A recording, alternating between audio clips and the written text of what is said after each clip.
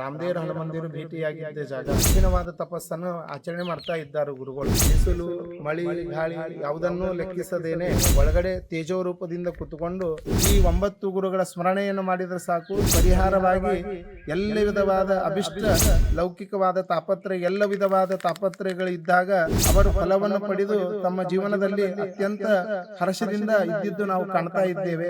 ದೇಹದ ಶುದ್ಧಿ, ಈ ತುಂಗಭದ್ರಾ ನದಿಯೊಳಗೆ ಸ್ನಾನ ಮಾಡುವುದರಿಂದಾಗಿ ದೇಹದ ಶುದ್ಧಿ. 9 ಗುರುಗಳ ಪದ್ಮನಾಭಂ ಕವೀಂದ್ರಂಚ ವಾಗೀಶಂ ವ್ಯಾಸರಾಜಕಂ. ಮಾಧ್ವ ಪರಂಪರೆಯಲ್ಲಿ ಬಂದಿರುವ ಮಹಾಜ್ಞಾನಿಗಳು ಇಲ್ಲಿ ವೃಂದಾವನಸ್ಥರಾಗ್ಯಾರ.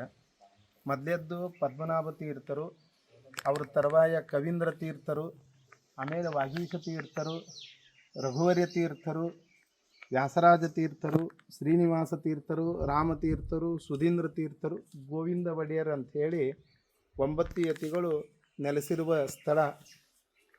ಈ 9 ಗುರುಗಳು ಬರೋಕ್ಕಿಂತ ಮುಂಚೆ ಈ ಕ್ಷೇತ್ರಕ್ಕೆ ಸಪ್ತಜನಾಶ್ರಮ ಅಂತ ಕರಿತಾ ಇದ್ದರು. ವಸಿಷ್ಠ ಋಷಿ, ಅಗಸ್ತ್ಯ ಋಷಿಗಳು ತಪಸ್ಸು ಮಾಡಿದ ತಪೋಭೂಮಿ, ರಾಮದೇವ್ರ ಹನುಮಂದಿರು ಭೇಟಿಯಾಗಿದ್ದ ಜಾಗ ಇದು ತಪೋಭೂಮಿ ಅಂಥೇಳಿ ಕಠಿಣವಾದ ತಪಸ್ಸನ್ನು ಆಚರಣೆ ಮಾಡ್ತಾ ಇದ್ದಾರೆ ಗುರುಗಳು.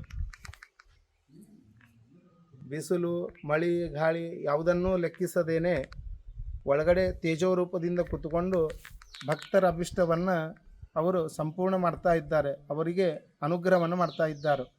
ಪ್ರತಿನಿತ್ಯವೂ ಕೂಡ ಇಲ್ಲಿ ಬಂದು ಪ್ರದಕ್ಷಿಣೆ ನಮಸ್ಕಾರವನ್ನು ಹಾಕಬೇಕು. ಅದು ಕಷ್ಟ ಸಾಧ್ಯ. ನಾವು ಯಾವ ಸ್ಥಳದಲ್ಲಿ ಇರ್ತೇವೋ ಅಲ್ಲಿಯೇ ಮನೆಯಲ್ಲಿ ಪ್ರತಿನಿತ್ಯವೂ ಕೂಡ ಸ್ನಾನವನ್ನು ಮಾಡಿ ಈ 9 ಗುರುಗಳ ಸ್ಮರಣೆಯನ್ನು ಮಾಡಿದರೆ ಸಾಕು, ನಮ್ಮ ಎಲ್ಲ ವಿಧವಾದ ಅನಿಷ್ಟ ಪರಿಹಾರವಾಗಿ ಎಲ್ಲ ವಿಧವಾದ ಅಭಿಷ್ಟ ನಮಗೆ ಪ್ರಾಪ್ತವಾಗುವುದರಲ್ಲಿ ಯಾವ ಸಂದೇಹವಿಲ್ಲ.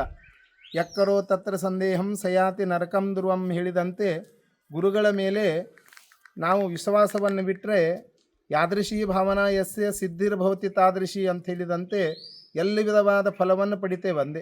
ಅದಕ್ಕೆ ಜ್ವಲಂತ ಅನೇಕ ದೃಷ್ಟಾಂತಗಳನ್ನು ನಾವು ಇಲ್ಲಿ ನೋಡ್ತಾ ಇದ್ದೇವೆ.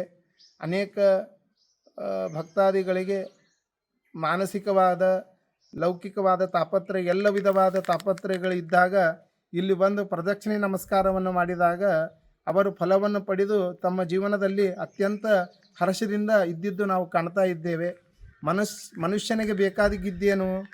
ಮನಸ್ಸಿನ ಶುದ್ಧಿ, ದೇಹದ ಶುದ್ಧಿ. ಈ ತುಂಗಭದ್ರಾ ನದಿಯೊಳಗೆ ಸ್ನಾನ ಮಾಡುವುದರಿಂದಾಗಿ ದೇಹದ ಶುದ್ಧಿ. ಮನೋವಿಶುದ್ಧಿ ಚರಿತಾನುವಾದ ಅಂತ ಹೇಳಿದಂತೆ ಮನಸ್ಸಿನಲ್ಲಿ ಮಂತ್ರವನ್ನು ಮನನ ಮಾಡುವುದರಿಂದಾಗಿ ಮನಸ್ಸಿನ ಶುದ್ಧಿ.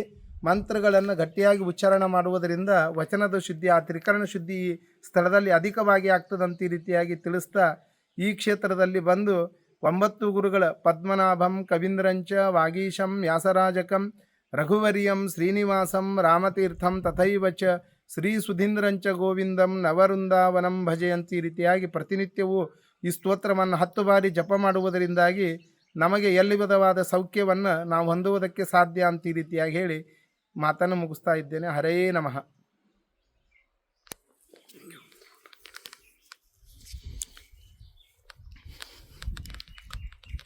ಶ್ರೀ ಶ್ರೀ ಪದ್ಮನಾಭತೀರ್ಥ ಗುರುಭ್ಯೋ ನಮಃ. ಶ್ರೀ ಶ್ರೀ ಕವೀಂದ್ರತೀರ್ಥ ಗುರುಭ್ಯೋ ನಮಃ. ಶ್ರೀ ಶ್ರೀ ವಾಗೀಶತೀರ್ಥ ಗುರುಭ್ಯೋ ನಮಃ. ಶ್ರೀ ಶ್ರೀ ರಘುವರ್ಯತೀರ್ಥ ಗುರುಭ್ಯೋ ನಮಃ.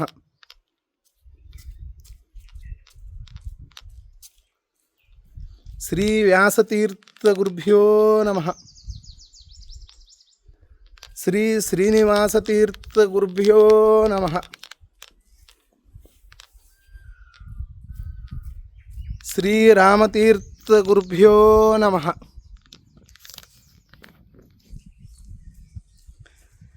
ಶ್ರೀ ಸುಧೀಂದ್ರತೀರ್ಥ ಗುರುಭ್ಯೋ ನಮಃ.